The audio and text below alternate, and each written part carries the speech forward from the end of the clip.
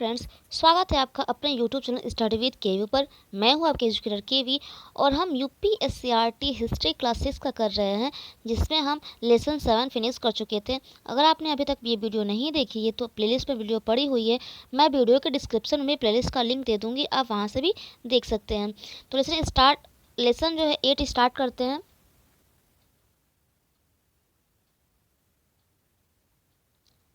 जो कि क्या है, मौर्योत्तर काल में भारत की स्थिति व विदेशियों से संपर्क कैसा रहा है। इस चैप्टर में आपको ये एक्सप्लेन किया गया है। देखो, हम क्या है अपने परिचित रिश्तेदारों आदि के घर जाते हैं। प्रायः हम इनसे इनसे रहन सहन, तौर तरीके, भोजन आदि संबंधी अच्छी बातें सीख लेते हैं। इसी प्रकार जो है वो एक देश से दूसरे देश को जाने वाले लोग भी एक दूसरे से बहुत कुछ सीख लेते हैं।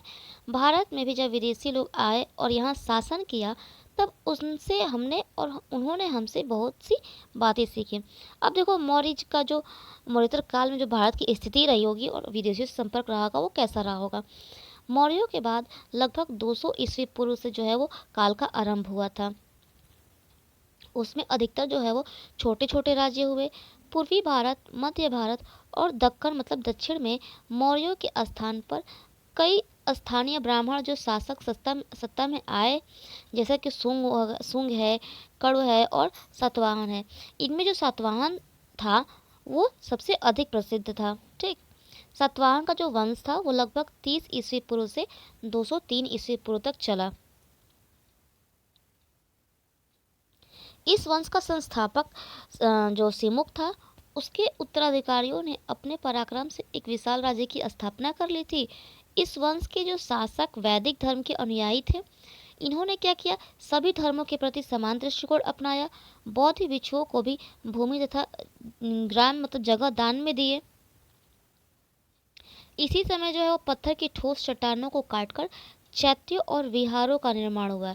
इनमें कार्ले का चैत्य जो है वो प्रसिद्ध रहा। कार्ले का चैत्य मंडप प्रसिद्ध रहा। यहाँ पे आप फिगर देख सकते हैं। कार्ले का जो चैत्य का ये भीतरी दृश्य है, भीतर का दृश्य है।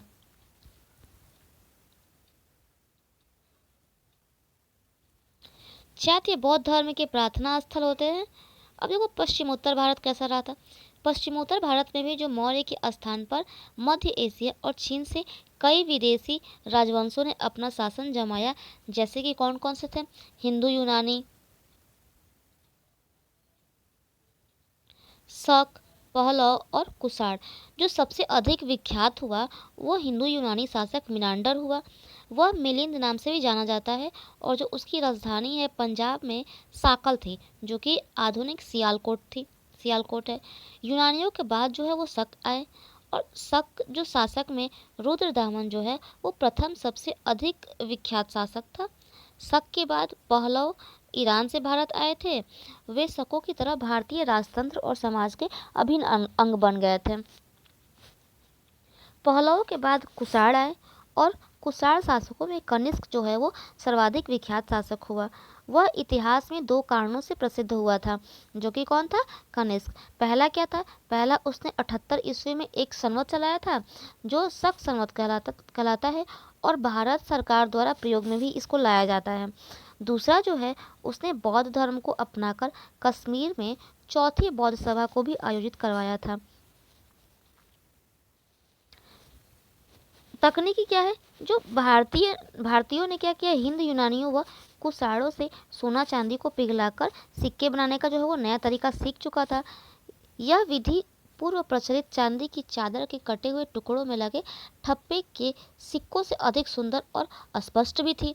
इन सिक्कों में राजाओं के चित्र व लिपि बहुत ही सुंदर व स्पष्ट थी। आप देख पाए होंगे यहाँ पे जो सिक्का दिया हुआ है उस पे कैसे राजा का चित्र बना हुआ है, लिपि लिखी हुई है और बहुत ही स्पष्ट क्लियर दिखाई दे रहा है।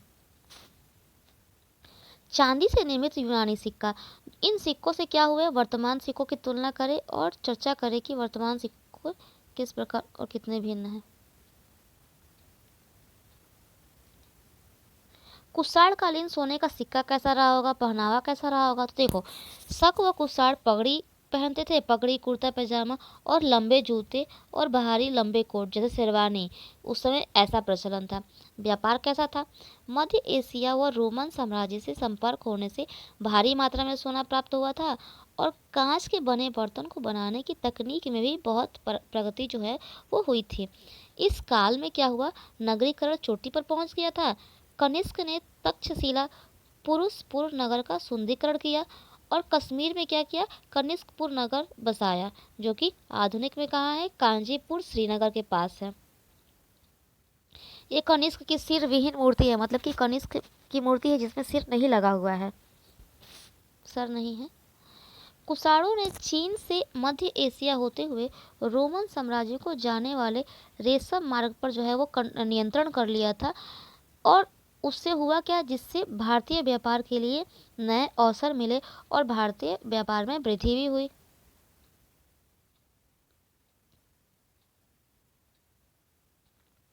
विज्ञान और प्रौद्योगिकी कैसी थी, हिंदू यूनानियों के संपर्क से जो खगोल और ज्योतिष शास्त्र है उसमें भी प्रगति हुई।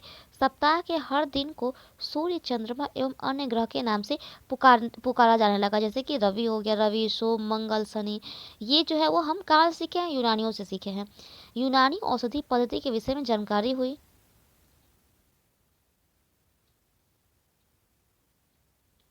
ये चरक और उनके सहयोगी हैं, जो फिगर दिया हुआ है। कनिष्क के समय जो चरक नामक चिकित्सक हुए और इन्होंने क्या किया, चरक संहिता नाम की एक पुस्तक भी लिखी जिसमें 600 से ज़्यादा औषधि के बारे में लिखा हुआ है। और यह संहिता यह निर्देश देती है कि चिकित्सक को अपने मरीजों से विश्वासघात नहीं करना चाहिए। मूर्तिकला कैसी थी, मूर्तिकला क्या है, कुषाण काल की जो कला है वो दो प्रमुख केंद्र मथुरा और गांधार थे उस समय। मथुरा में लाल बलुआ पत्थर और गांधार में स्लेटी पत्थर की मूर्तियां जो है वो बनाई जाती थी, गढ़ी जाती थी। जैसे कि ये रहा, ये गांधार शैली की मूर्ति है और ये मथुरा शैली की मूर्ति है।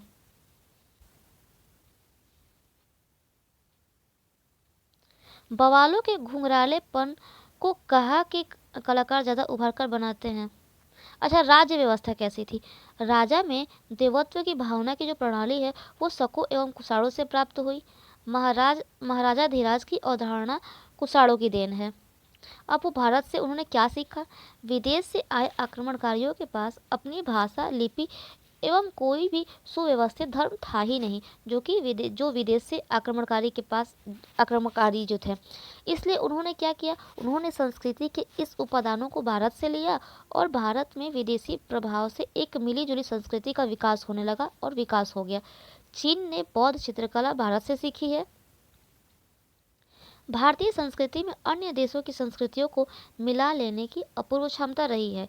यही कारण है कि जो विदेशी हैं आक्रमणकारी भारतीय समाज के अभिन्न अंग बन गए और भारतीय संस्कृति में सहिष्णुता, सामाजिक मेलजोल, लचीलापन, उदारवादिता व वसुंध कुटुंबकम, जो पृथ्वी के सभी निवासी एक ही परिवार के सदस्य हैं, को आदर्श माना गया।